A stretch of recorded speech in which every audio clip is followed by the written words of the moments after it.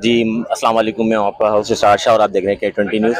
आज हम मौजूद हैं मार्का हक की रैली में, प्रेस क्लब कराची में, और हमारे साथ असलान भाई भी मौजूद हैं। आइए वे चलते हैं, उनसे बात करते हैं। अस्सलाम वालेकुम। वालेकुम सलाम। कैसे हैं जनाब? खैरियत? बहुत अल्लाह का शुक्र है। रैली के हवाले से आज की बात रैली के हवाले से मैं आपसे यही कहूँगा कि हमारे जर्नलिस्ट साहब ने जो ये रैली मुनक्किद की है मार्का हक के हवाले से, बहुत ज़बरदस्त है। इस तरह ही हमारे तमाम लोग, नौजवान और जर्नलिस्ट अगर मार्का हक के हवाले से अफवाज पाकिस्तान का साथ देंगे तो इंशाल्लाह अवाम उनके शाना बशाना खड़ी हुई है। इंडिया को कोई मैसेज देना चाहिए? इंडिया को मैसेज यही देना चाहेंगे कि हमारी अवाम, हमारे नौजवान हमेशा पाक फौज के साथ हैं।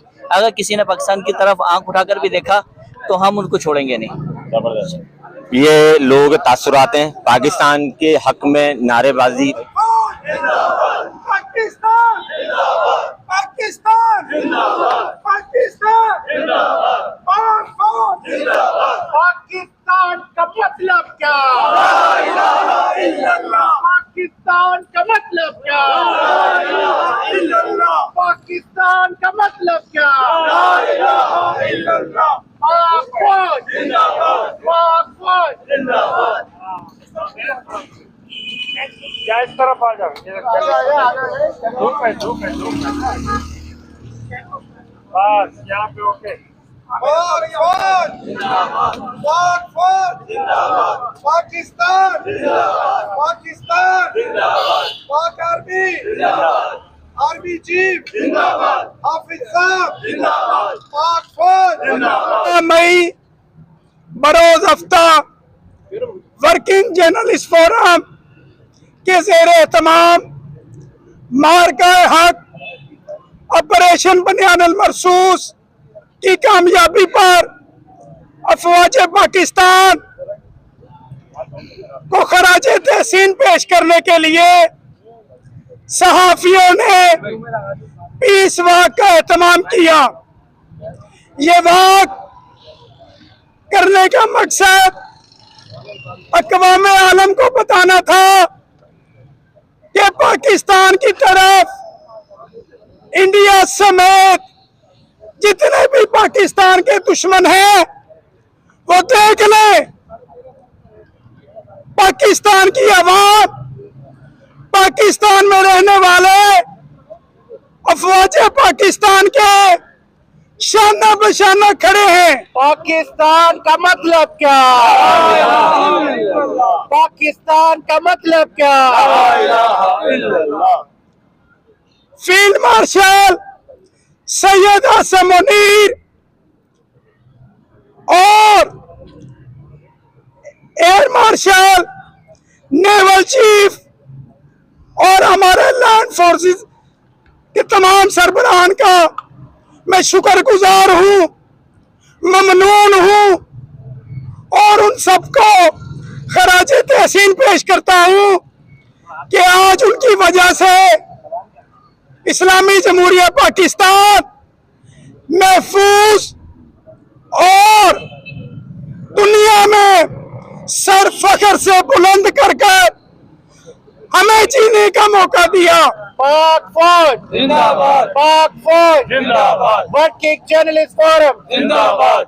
वर्किंग जर्नलिस्ट फोरम के मेंबरान, कैमरे के पीछे खड़े मेरे सहाफी भाई, फोटोग्राफर हजरात, माइक पे बोलने वाले, उन सब की तरफ से अफवाज पाकिस्तान को खराज तहसीन पेश करता हूं और इस्लामी जमहूरिया पाकिस्तान को मुबारकबाद पेश करता हूं कि आज 1 साल मुकम्मल होने पर ये खुशियां हम सब मना रहे हैं और इंडिया को, मोदी को और उसके यारों को ये पैगाम देना चाहते हैं कि अपने नापाक इरादों से पीछे हट जाओ।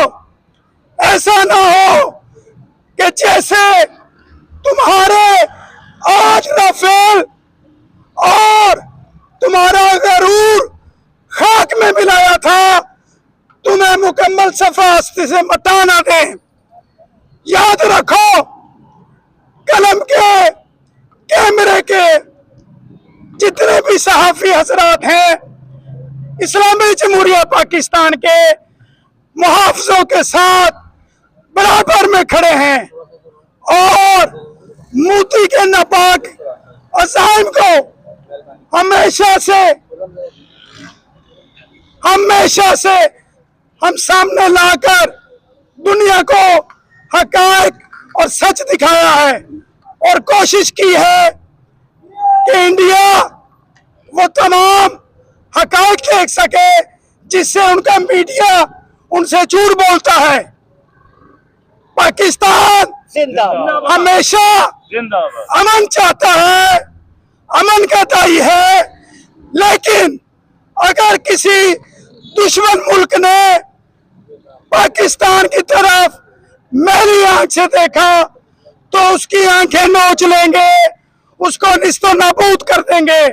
पाकिस्तान जिंदाबाद, पाक फौज जिंदाबाद। आखिर में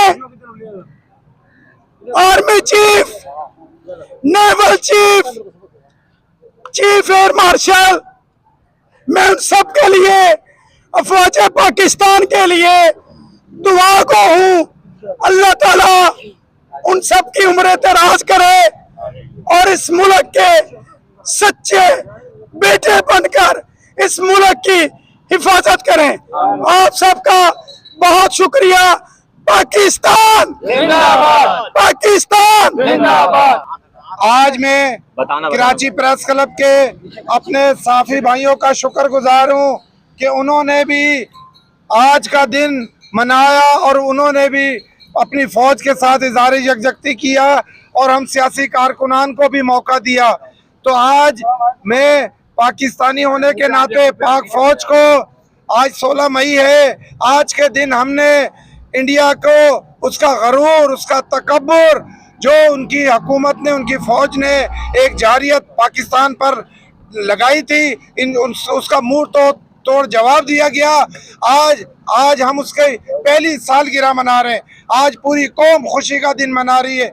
मैं आज के दिन अपने साफी भाइयों का, खास तौर पे मियाँ साहब और इनके पूरी टीम का शुक्रगुजार हूँ कि उन्होंने अपनी मुसल्लह अफवाज को खराज तहसीन पेश करने के लिए आज के दिन प्रेस क्लब पे ये तकरीब मुनक्कद की और अपनी फ़ौज के साथ और अपने मुल्क के साथ शाना बशाना हम खड़े और इंशाल्लाह ये मुल्क क़यामत तक रहेगा। ये सर इंडिया को ये है कि जिस तरह उन्हें मुंह की खानी पड़ी, अगर आइंदा भी पाकिस्तान के बाल की तरफ भी देखा तो पाकिस्तानी अवाम, चाहे सहाफ़ी हो, चाहे मजदूर हो, चाहे सियासतदान हो, चाहे फौज हो, हमारी 25 करोड़ अवाम अपनी मुसल्लह फौज के साथ खड़ी है। हम कतन बर्दाश्त नहीं करेंगे। ये मुल्क हमने 20 लाख जाने देने के बाद हासिल किया है। हम दोबारा इंडिया को बताना चाह रहे हैं, हम आपके अच्छे पड़ोसी हैं, अच्छे पड़ोसी की तरह रहना चाहते हैं। अगर दोबारा भारत ने जारियत का सोचा भी तो इंशाल्लाह उन्हें सफाई हस्ती से मिटा दिया जाएगा। पाक फौज जिंदाबाद, पाकिस्तान जिंदाबाद, पाकिस्तान जिंदाबाद। आप तमाम लोगों का बिस्मिल्लाहिर्रहमानिर्रहीम। सबसे पहले वर्किंग जर्नलिस्ट फोरम मियां खुर्रम, साजिद अहमद और उनकी पूरी टीम को मैं सलाम पेश करता हूँ। इतनी गर्मी में और इतने महदूद वक्त में आपने इस पीस वॉक का इनेकाद किया और ये वॉक ट्रिब्यूट देती है फील्ड मार्शल आसिम मुनीर साहब और हमारी तमाम मुसल्लह अफवाज को कि वो क़यामत बनकर, कहर बनकर गिरे भारत पर, क्योंकि उन्होंने रात के अंधेरी में शैतानी की, हम पर पहल की। पाकिस्तान ने अपने दिफा का हक अदा करते हुए भारत को बता दिया कि हम 2 घंटों में, दिन की रोशनी में तुम्हें निस्तो नाबूद कर देंगे। और फिर दुनिया ने भी देखा कि हमारे शाहीन विल लिख कर गए थे कि हम जा रहे हैं शहीद होने के लिए, लेकिन अल्लाह के फजल करम से वो गाजी होके वापस आए।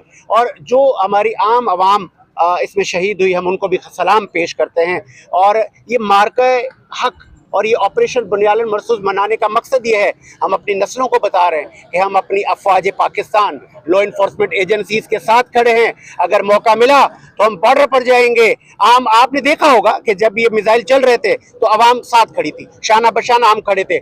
मैं सलाम पेश करता हूँ फील्ड मार्शल आसिम मुनीर साहब को कि उन्होंने ये फैसला किया पहली बार कि भारत को बता दो कि बहुत हो गया अमन, गिरो इन पर कयामत बनकर, इनको बता दो कि हम कितनी ताकत रखते हैं और हमारे शाहीन गिरे। मैं मौजूद हूँ कराची प्रेस क्लब पे और हमारे साथ एक जो फैमिली मौजूद है वो अपने बच्चों के साथ वो यहाँ पे मौजूद हैं और बराए फ़रोख्त का उन्होंने बोर्ड लगाया हुआ है। इंतहाई और दुख का ये मंजर है और हम इन्हीं से जानते हैं इनकी परेशानी ऐसी क्या है कि इनको प्रेस क्लब आना पड़ा। अस्सलाम वालेकुम। वालेकुम सलाम। आपका नाम? सर मेरा नाम अल्लाह बचायो है।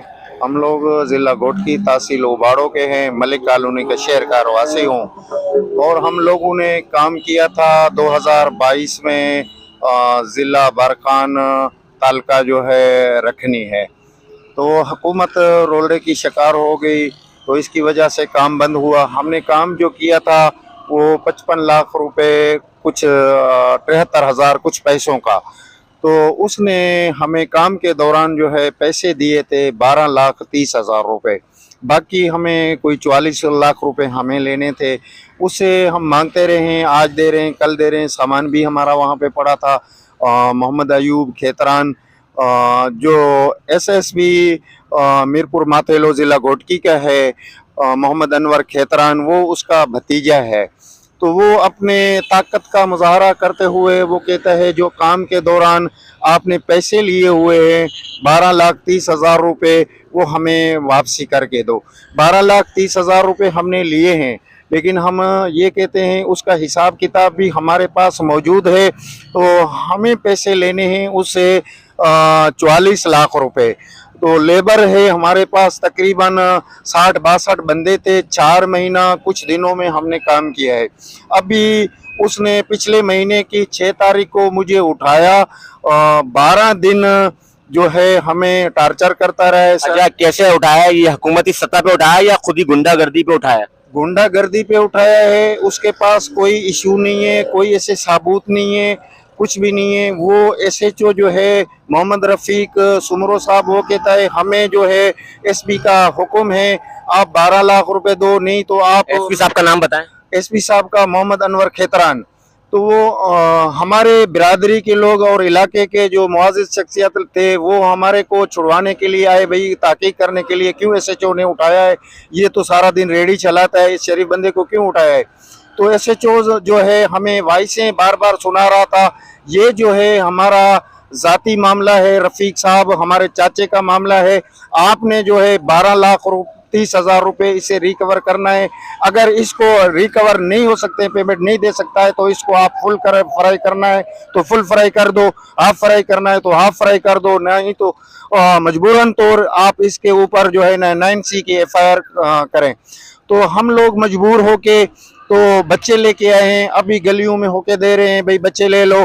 तो SSB साहब को 12 लाख रुपए भत्ते देने, ये हमारी हकीकत है, इसमें कोई शक नहीं है। जब वजह कोई नहीं है तो किस चीज़ के वो पैसे मांग रहे?